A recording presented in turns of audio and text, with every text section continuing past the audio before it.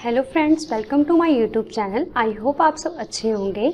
आज हम बनाने जा रहे हैं पेरोल के बारे में।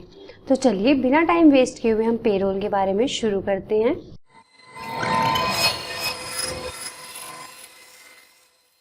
सबसे पहले यहाँ पे आप देख सकते हैं मैंने हेडिंग लिख दी है पेरोल की, और फर्स्ट कॉलम में मैंने एम्प्लॉय आईडी लिख दी है और यहाँ पे मैंने सारी एम्प्लॉय आईडी लिख दिए हैं। सेकंड कॉलम में आप यहाँ पे देख सकते हैं मैंने नेम ऑफ एम्प्लॉय लिखा है। नेम ऑफ एम्प्लॉय लिखने के बाद में मैंने नीचे सारे एम्प्लॉयज के नेम लिख दिए हैं।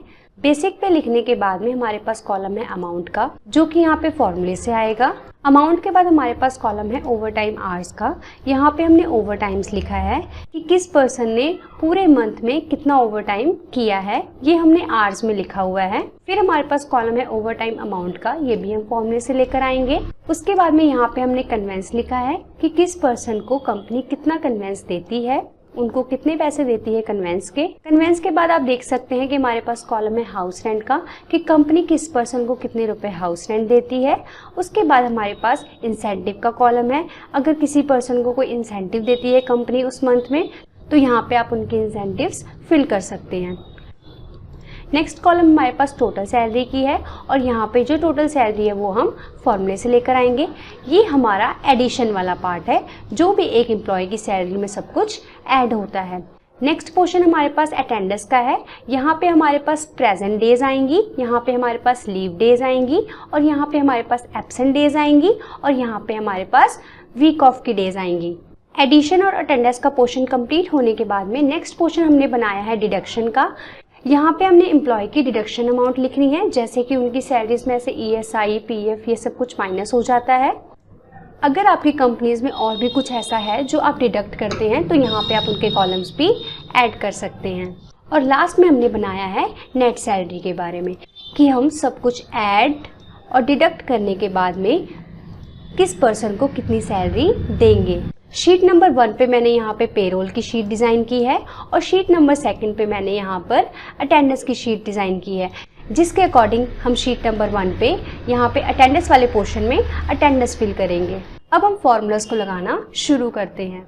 हम सबसे पहले यहाँ पे अटेंडेंस में present, absent and leave fill कर देते हैं। हमने डेटा पे जाना है। डेटा पे जाने के बाद में डेटा वैलिडेशन पे जाने के बाद में यहाँ पे हमारे पास लिस्ट शो होगा। लिस्ट के नीचे ही सोर्स में आपने जिस चीज़ की लिस्ट बनानी है आप यहाँ पे वो लिख दीजिए। प्रेजेंट की, कॉमा, एब्सेंट, कॉमा, लीव, और यहाँ पे मैंने ओके कर दिया। ओके करने के बाद में यहाँ पे आप देख सकते हैं हर एक सेल पे यहाँ पे हमारे पास ड्रॉप डाउन बन के रेडी हो चुका है। यहाँ पे आप प्रेजेंट सेलेक्ट कर लीजिए। ड्रॉप डाउन लिस्ट बनाने के बाद में हम इन सबको सिलेक्ट करके कंडीशनल फॉर्मेटिंग अप्लाई कर देते हैं, जिससे हमें प्रेजेंट अलग और एब्सेंट अलग शो होगी। हमने क्या करना है, होम पे जाना है। होम पे जाने के बाद में आपको कंडीशनल फॉर्मेटिंग का ऑप्शन मिलेगा। Then highlight cell rules, text that contents. अब यहाँ पे हम P लिख देते हैं, यानी कि हमारी जो प्रेजेंट होगी, प्रेजेंट का आप जो कलर देना चाहें वो दे सकते हैं। मैं ग्रीन दे रही हूँ, इसको सेलेक्ट ही रहने दीजिए। दोबारा से आप कंडीशनल फॉर्मेटिंग पे जाइए, टेक्स्ट दैट कंटेंट्स पे जाके यहाँ पे अब आप एब्सेंट लिख दीजिए। एब्सेंट को मैंने यहाँ पे रेड कलर दे दिया है, आप अपनी मर्जी से कलर दे सकते हैं। इसको सेलेक्ट रहने दीजिए। अब हम लीव के बारे में लिख देते हैं। मैंने यहाँ पे ए टाइप करके और लीव को मैंने यहाँ से येलो कलर दे दिया है और यहाँ पे ओके कर दिया है। अब यहाँ पे आप देख सकते हैं, अगर मैं प्रेजेंट कर रही हूँ तो ग्रीन शो हो रहा है, एब्सेंट कर रही हूँ तो रेड, एंड एल कर रही हूँ तो, लीव कर रही हूँ तो येलो। अब ये प्रेजेंट, एब्सेंट, लीव हम पूरी शीट पे अप्लाई कर देंगे। यहाँ पे आप देख सकते हैं मैंने कुछ जगह पे एब्सेंट और कुछ जगह पे लीव फिल कर दिया है। अब हमने प्रेजेंट वाले कॉलम में सारे प्रेजेंट को काउंट कर लेना है। प्रेजेंट काउंट करने के लिए यहाँ पे मैंने फॉर्मूला लगाना है काउंट इफ का, equal to count if, bracket, range में हमने यहाँ पे रेंज सेलेक्ट कर लेनी है। मैंने यहाँ पे D4 से लेकर AH4 तक सिलेक्शन कर ली हुई है, कॉमा, और यहाँ पे मैंने P लिख देना है, bracket close, then enter.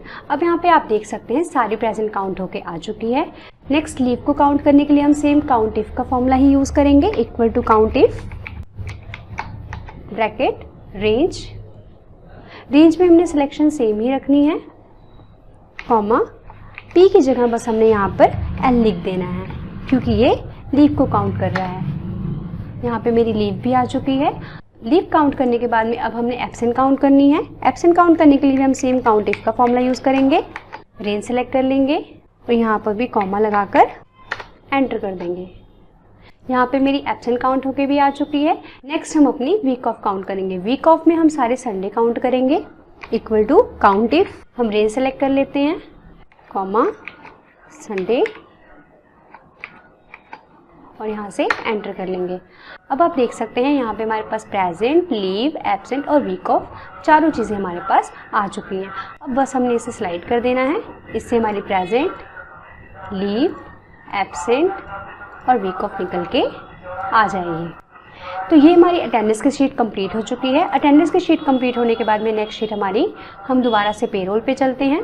Payroll की प्रेजेंट पे हमें अटेंडेंस की प्रेजेंट शो हो, इसके लिए हमने क्या करना है, पेरोल की प्रेजेंट पे हमने इक्वल टू लगाना है और अटेंडेंस शीट पे जाके हमने प्रेजेंट वाले कॉलम को सेलेक्ट कर लेना है जहाँ पे हमने प्रेजेंट काउंट किया है। देन हमने एंटर कर देना है। अब आप देख सकते हैं यहाँ पे रोशन की प्रेजेंट 22 है और यहाँ पे भी रोशन की प्रेजेंट 22 है। हमने इसे यहाँ से स्लाइड कर देना है। ये सारी प्रेजेंट हमारे पास आ चुकी है। नेक्स्ट लीव के लिए भी हमने यही करना है, इक्वल टू, यहाँ से इसकी लीव सेलेक्ट करके एंटर कर देना है। हमने इसे भी स्लाइड कर देना है। हमारे पास हमारी लीव भी आ गई है। नेक्स्ट एब्सेंट के लिए भी इक्वल टू और एब्सेंट को सिलेक्ट करके एंटर कर देना है। यहाँ पे हमारे पास एब्सेंट भी आ चुकी है। वीक ऑफ के लिए भी हमने सेम ही करना है और यहाँ पे हमारे पास हमारी वीक ऑफ भी आ चुकी है। अब ये सारी अटेंडेंस की डिटेल हमें हमारी पेरोल की अटेंडेंस की शीट पे दिख रही है। अब नेक्स्ट हम पेरोल की शीट कंप्लीट करते हैं। पेरोल की शीट में अब हमने सबसे पहले अपने अमाउंट को काउंट करना है।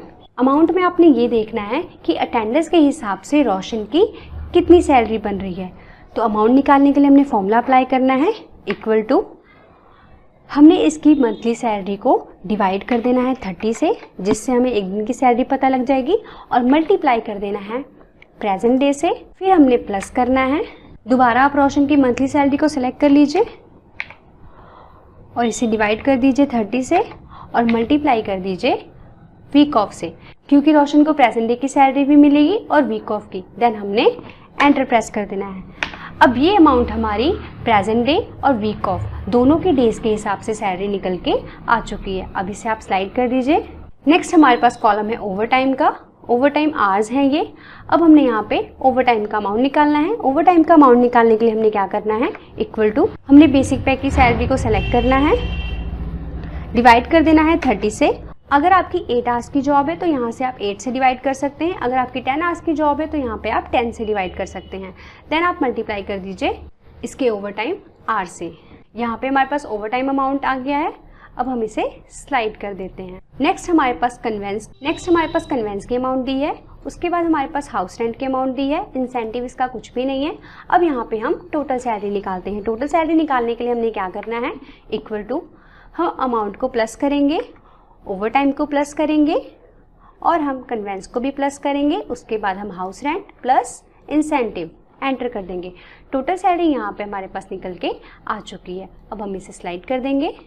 तो ये हमारा एडिशन वाला पार्ट पूरा कंप्लीट हो चुका है। अटेंडेंस वाला पार्ट हमने पहले ही कंप्लीट कर लिया था। अब लास्ट पार्ट हमारे पास बचा है डिडक्शन का। अब यहाँ पे हम डिडक्शन करते हैं। ESI यहाँ पे 3.25% कट रही है, तो यहाँ पे हमने सैलरी का 3.25% निकाल देना है।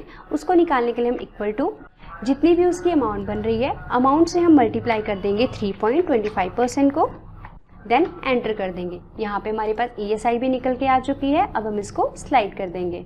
ESI निकालने के बाद में हम PF निकालेंगे। PF निकालने के लिए सेम हमें फॉर्मूला अप्लाई करना है, equal to amount multiply 12%, then enter. इसे भी हम स्लाइड कर देते हैं। तो यहाँ पे आप देख सकते हैं हमारा एडिशन वाला पार्ट, अटेंडेंस वाला पार्ट और डिडक्शन वाला पार्ट कंप्लीट हो चुका है। अब एंड में हमने निकालना है नेट सैलरी। नेट सैलरी में हमने ये निकालना है कि जो भी उसकी टोटल सैलरी है उसमें से जो भी डिडक्ट होगा वो सब कुछ माइनस करने के बाद उसे कितनी सैलरी एक्चुअल में मिलेगी। तो यहाँ पे हमने नेट सैलरी निकालने के लिए फॉर्मूला लगाना है, इक्वल टू, हम टोटल सैलरी में से माइनस कर देंगे ESI को और माइनस कर देंगे PF को और एंटर कर देंगे। यहाँ पे हमारे पास नेट सैलरी आ चुकी है। तो यहाँ पे आप देख सकते हैं मेरे पास मेरा पेरोल का शीट और यहाँ पे मेरी अटेंडेंस की शीट, दोनों ही शीटें कंप्लीट हो चुकी हैं। आई होप आप सबको पेरोल और अटेंडेंस की शीट समझ आ गई होगी। Thank you for watching my video. Please like, share and subscribe my YouTube channel. Thank you so much.